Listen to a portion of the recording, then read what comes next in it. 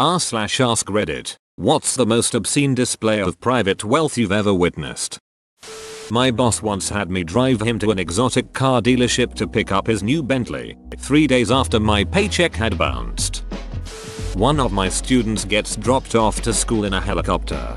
I remember there was a kid at my school whose parents brought him McDonald's for lunch every Friday. We thought that was obscene, but a helicopter drop-off is up there too. About the same if ask me.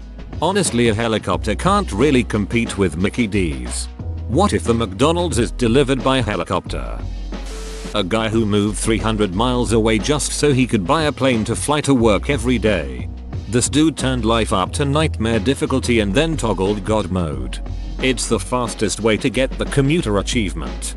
It's like that guy who flies his plane to work every day because it saves him a whopping 6 minutes on his commute. Yay. The commuter was totally the reason you fly your plane to work.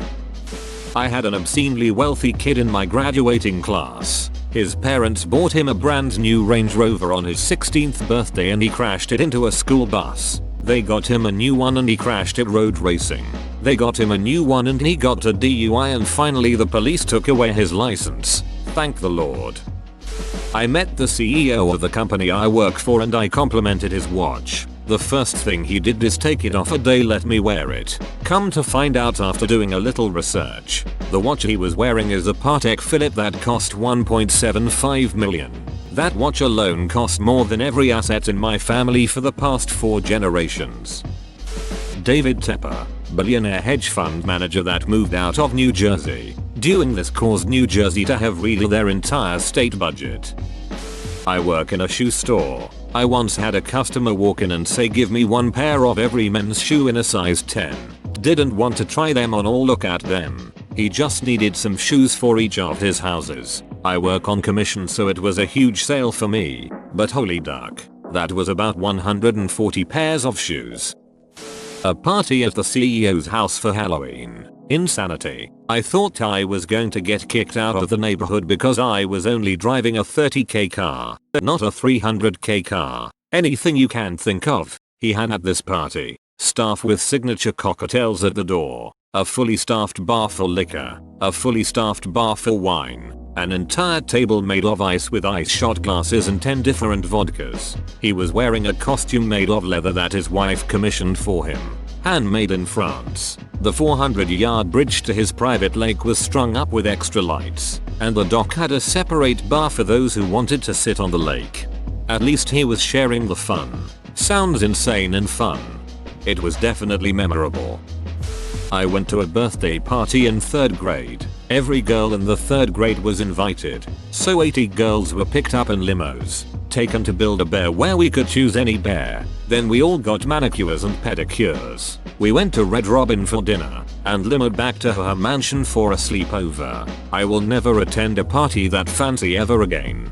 I live in oil country and my daughter had a similar experience going to a birthday party in kindergarten. The little girl's family had rented a dance studio, had bathrobes made for each little girl with their names embroidered on it, sleep masks, slippers and a spa bag consisting of a bunch of nail polishes and bath bombs. The candy bar was at least 20 feet long. Estheticians were hired to provide a spa experience for 25 little girls and the parents were given bottles of wine as treat bags for mommies as we came to pick up our kids. My daughter's party at the arcade with pizza looked ghetto in comparison. LOL. Guy from my town bought a helicopter. He had fallen out with his neighbor, so decided to call his pilot at 4 AM and hover over his neighbor's house all night to annoy him.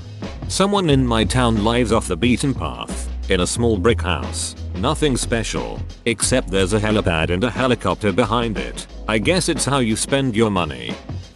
I was driving for Uber in a college town and picked up a group from one of the richer frat houses to take them to a club.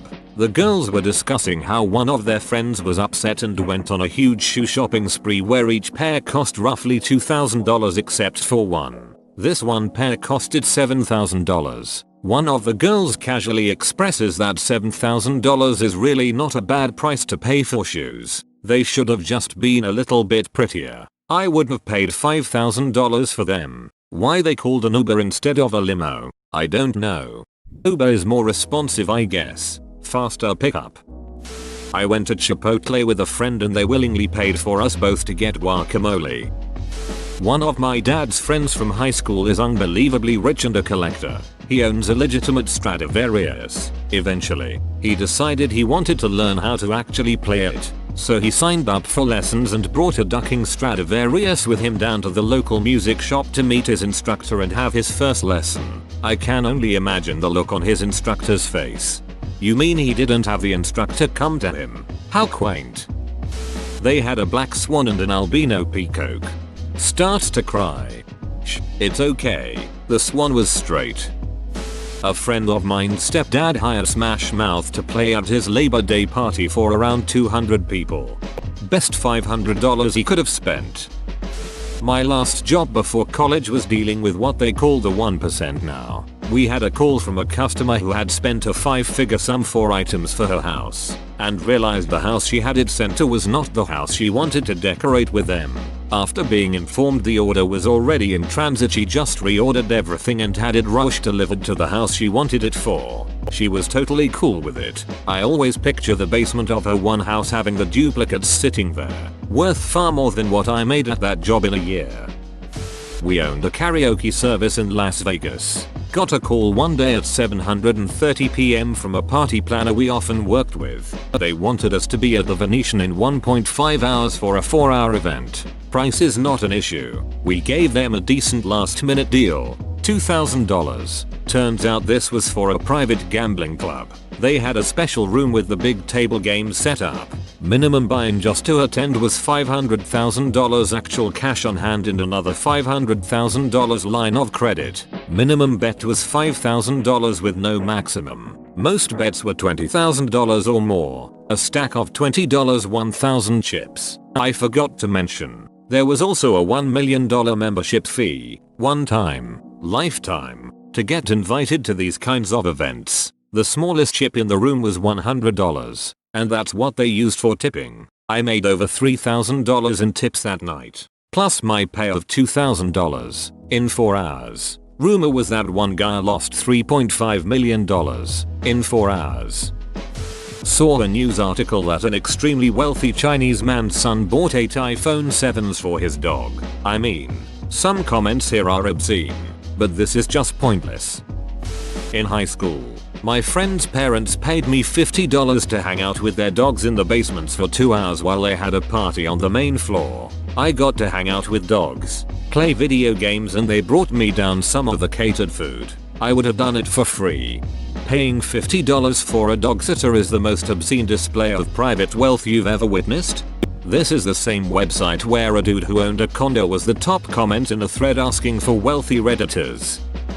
Someone spending £15,000 on Cava in Fortnum and Masons. Me behind them, standing there with my £2 chocolate bar.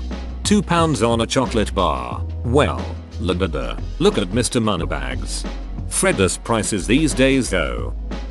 When I was living in Southern California, my buddy's dad was a therapist specializing in addiction.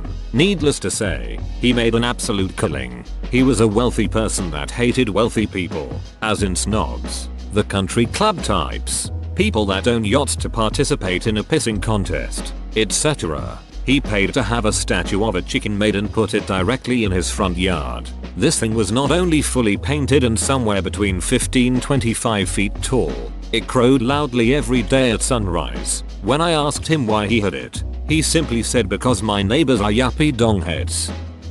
My co-worker comes from a lot of money. I have $200 to my name and I listen to the kid complain about how poor he is, that he only has $37,000 in the bank. This guy got stopped by a skin lotion vendor in the mall, and in order to make him go away, he bought $3,500 worth of skin product from this vendor and just put it on his dad's card. Guy, you suck.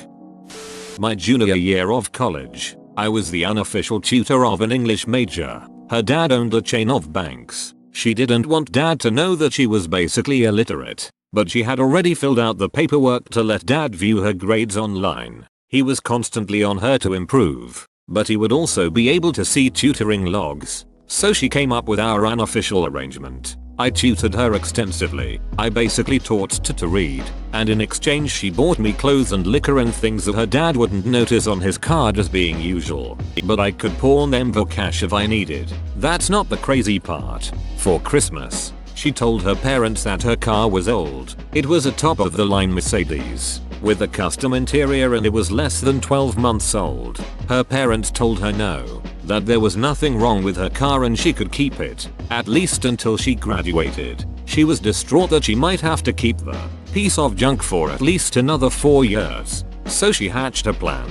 She refused to drive. If she had to be driven somewhere, she made one of her peasant friends drive her and took pictures to show her parents how much she was suffering. Although I refused to give her a ride, she apparently staged photos with my Beats to Hell Ford that was 2 decades old and held together by duct tape and good luck. In the photos, she was doing that fake Instagram crying where the mascara and eyeliner run perfectly together and it's clearly an art shot that in no way indicates that someone is upset. Yep, her parents caved. And on Christmas morning the students that remained on campus were treated to the sight of a sleek Lamborghini with a huge red velvet bow delivered to her dorm. Campus security surrounded the whole affair to keep us poor people from touching it. She came to the door, yawning and stretching dramatically like she had just been woken up, with perfect curls and makeup FFS, and takes one step out the door towards her gift, then shrieks like she's been shot straight through, whirls around, slams the door behind her,